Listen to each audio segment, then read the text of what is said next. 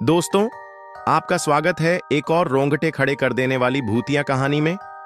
ये कहानी 3 दोस्तों की है जिनका नाम विक्रम, सुनील और जॉन होता है, जो बंबई शहर में नौकरी करने के लिए आते हैं। तीनों बचपन के दोस्त कुछ कर दिखाने का सपना लिए इस भीड़ भाड़ वाली जगह में अपना मुकाम पाने के लिए दर दर भटकते हैं। उन्हें कोई भी रास्ता नजर नहीं आता। अपने छोटे से गांव में रहकर कॉलेज की पढ़ाई करने वाले सुनील और विक्रम ने कभी सोचा भी नहीं था कि सफलता पाने के लिए इतना दर्द झेलना पड़ता है।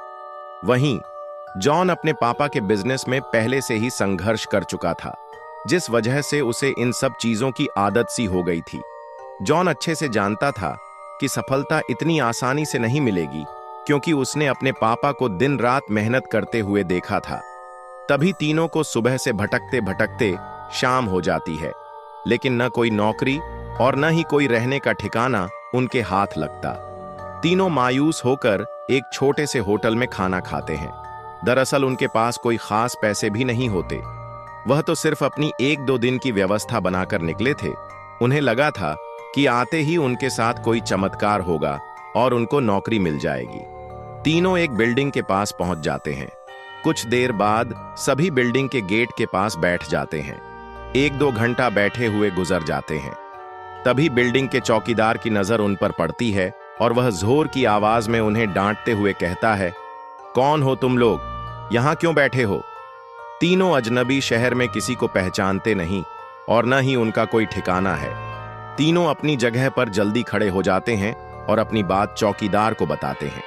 चौकीदार को तीनों की हालत देखकर उन पर तरस आता है। उसे एहसास होता है कि कुछ सालों पहले ऐसे ही वह काम मांगने आया था। तब किसी ने उसे सहारा दिया था और आज कम से कम वह इतने बड़े शहर में छोटे से काम के साथ जीवन यापन कर पा रहा है। जॉन उन तीनों में थोड़ा समझदार होता है। वह चौकीदार से कहीं रहने के जुगाड़ की बात कहता है, क्योंकि उसे पता है कि अभी उनकी हालत किराया देने की नहीं है, तो उन्हें कोई किराया से कमरा क्यों देगा। तभी चौकीदार अपने एक दोस्त से फोन पर बात करता है, जो वहीं से कुछ ही दूर बंगला नंबर 17 में साफ सफाई का काम करता है। चौकीदार अपने दोस्त को सारी बात बताता है। तभी उसका दोस्त कहता है कि मेरे साहब तो अपने परिवार के साथ 2 महीनों के लिए बाहर गए हैं, तब तक मैं रहने का इंतजाम कर सकता हूं। यह बात सुनकर तीनों दोस्त बहुत खुश हो जाते हैं और वह जल्दी से चौकीदार से कहते हैं कि आप हमें बता दीजिए, हम उनके पास कैसे पहुंच सकते हैं। चौकीदार कहता है कि वह बंगला थोड़ा दूर है, रात को वहां कोई टैक्सी ऑटो भी नहीं मिलेगा। आज तुम लोग यहीं सो जाओ, कल सुबह हम साथ चलेंगे। तीनों उसकी बात मान जाते हैं। सुबह उठते ही तीनों चौकीदार के साथ बंगले में पहुंच जाते हैं। बंगले की खूबसूरती देखकर तीनों दोस्त हक्का बक्का रह जाते हैं। उन्हें यकीन ही नहीं होता कि उन्हें इतने अच्छे बंगले में रहने का मौका मिलेगा। बंगले का नौकर तीनों दोस्तों को गेस्ट रूम में ले जाता है। तीनों दोस्त रूम में पहुंचकर राहत की सांस लेते हैं। जल्दी से तीनों नहाकर तैयार हो जाते हैं और काम की तलाश में निकल जाते हैं। अब रहने का तो ठिकाना लग चुका था।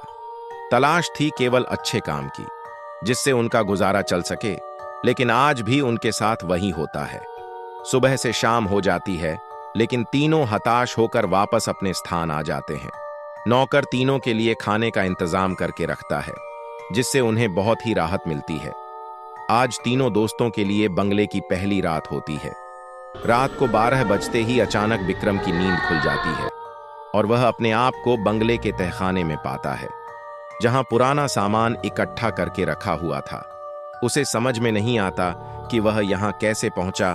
तभी वह घबराहट में अपने दोस्तों को आवाज लगाता है, लेकिन किसी को कुछ सुनाई नहीं देता।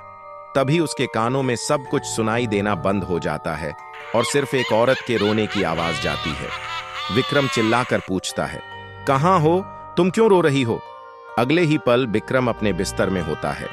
वह डर के कारण पसीने से लथपथ हो जाता है। वह अपने दोस्तों को जगाता है। सुनील और जॉन दोनों उसकी बात का मजाक उड़ाते हैं और कहते हैं, तुमने कोई सपना देखा होगा। इस बंगले में तो हमारे अलावा कोई भी नहीं है। और विक्रम भी अपने दोस्तों की बात का यकीन करके इस घटना को बुरा सपना समझकर नजरअंदाज करके सो जाता है। सुबह उठते ही तीनों दोस्त फिर से तैयार होकर काम ढूंढने निकल पड़ते हैं।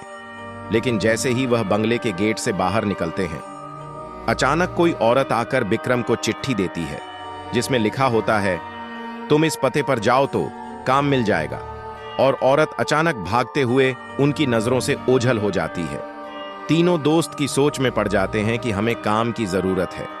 यह इस औरत को कैसे पता, लेकिन तीनों को काम की बहुत जरूरत होती है। उन्हें लगता है कि भगवान ने उनकी मदद करने के लिए किसी को भेजा होगा और तीनों उसी दिशा में आगे निकल जाते हैं जहां का पता उस कागज में लिखा होता है। यहां पहुंचते ही उन्हें एक बहुत ही बड़ी बिल्डिंग दिखाई देती है। दरअसल यह बहुत बड़ी कंपनी होती है और तीनों कंपनी के गेट पर पहुंचते हैं और वहां के सिक्योरिटी गार्ड को चिट्ठी दिखाते हैं। सिक्योरिटी गार्ड चिट्ठी नियुक्ति विभाग के पास भेज देता है और जैसे ही प्रबंधक को वह चिट्ठी मिलती है तो उसमें उसके मालिक का हस्ताक्षर होता है। वह उन तीनों से पूछता है, आप हमारे मालिक को कैसे जानते हैं? तभी विक्रम जवाब देते हुए कहता है, मैं तुम्हारे बॉस का दोस्त हूं। अब प्रबंधक के पास इनको काम न देने के अलावा कोई विकल्प नहीं होता। इस कंपनी के मालिक का हस्ताक्षर जो उस चिट्ठी पर मौजूद था। कंपनी के मालिक 7 दिनों की ट्रिप पर विदेशी कंपनियों के दौरे में थे और उस बीच उनसे कोई संपर्क नहीं था। इसलिए प्रबंधक ने उन तीनों को काम पर रख लिया और अपने साथ उन्हें काम की जगह दिखाने ले गया। लेकिन विक्रम अचानक ही दूसरे रास्ते की तरफ मुड़ जाता है और वह सीधे बॉस के चैम्बर के सामने पहुंचता है और दरवाजे के ताले को पासवर्ड से खोल देता है। कंपनी का प्रबंधक यह देख करके आश्चर्यचकित रह जाता है। उसे यकीन ही नहीं होता कि जो पासवर्ड केवल कंपनी के मालिक को पता है, वह इसे कैसे पता चला। अब प्रबंधक उसे कोई खास आदमी समझने लगता है। उसे पूरा यकीन हो जाता है कि हो ना हो यह व्यक्ति बॉस ने ही भेजा है और वह उसे बिना रुके हुए अंदर जाने की इजाजत दे देता है। जॉन और सुनील यह सब देखकर समझ नहीं पाते कि विक्रम को यह सब कैसे पता। तभी अचानक विक्रम सभी को बॉस के चैम्बर से बाहर जाने को कहता है और चैम्बर का दरवाजा बंद कर देता है। कुछ ही घंटों के बाद प्रबंधक को बॉस का फोन आता है और बॉस प्रबंधक से पूछता है कि मेरे कंप्यूटर को किसी ने इस्तेमाल किया था। तभी प्रबंधक सारी बात बता देता है। बॉस गुस्से में मैनेजर को बोलता है, जल्दी से जाओ और उसे रोको, नहीं तो मैं बर्बाद हो जाऊंगा। और जैसे ही प्रबंधक चैम्बर का दरवाजा खोलता है तो वह देखता है विक्रम बेहोश पड़ा है। प्रबंधक अपने सुरक्षा कर्मियों से उसे उठाने को कहता है और कुर्सी पर वापस बैठाता है। तभी विक्रम को होश आता है। प्रबंधक गुस्से में विक्रम को बोलता है, तुमने क्या किया? मेरे बॉस बहुत नाराज है। लेकिन विक्रम को कुछ याद नहीं कि वह अपने बंगले के गेट से यहां तक कैसे आया है। दरअसल वह बंगला पहले उसी बॉस का होता है और बॉस ने बंगले को अपने ऑफिस की एक लड़की के लिए खरीदा था और कभी कभी साथ रहता था जो कि उसके कंपनी में काम करती थी। बॉस पहले से ही शादीशुदा था और यह बात अच्छे से जानता था कि एक ना एक दिन वह लड़की उसके लिए खतरा बन सकती है। इसलिए वह उसकी निजी अश्लील वीडियो रिकॉर्ड कर लेता है और जब एक दिन लड़की को यह बात पता चलती है तो दोनों में खींचातानी करते हुए लड़की के सर में चोट लग जाती है और वह दम तोड़ देती है। बॉस बंगले के गार्डन में ही लड़की को दफना देता है और लड़की की मौत के साथ ही उसका राज दफन हो जाता है। लेकिन जब उस बंगले में तीनों दोस्त हमें आते हैं तो विक्रम गार्डन में घूमते घूमते उस जगह पर अपना पैर रख देता है जहां उस लड़की को दफनाया गया था। जिस वजह से उस लड़की का सीधा संपर्क विक्रम से बन जाता है, वह विक्रम के अंदर प्रवेश कर जाती है और उसे काबू में करके अपना बदला लेने के लिए ऑफिस प्रवेश करती है और बॉस की काली करतूत को इंटरनेट में वायरल कर देती है। बॉस को विदेश से ही गिरफ्तार कर लिया जाता है। उसका काला चिट्ठा सबके सामने खुल जाता है और वह बेनकाब हो जाता है। उस लड़की ने मरने के बाद भी अपना बदला ले लिया था। अब शायद उसकी आत्मा को शांति मिल जाएगी। तीनों दोस्त उस बंगले को बुरा सपना समझकर भूल जाते हैं और इस दर्दनाक भूतिया कहानी का अंत हो जाता है।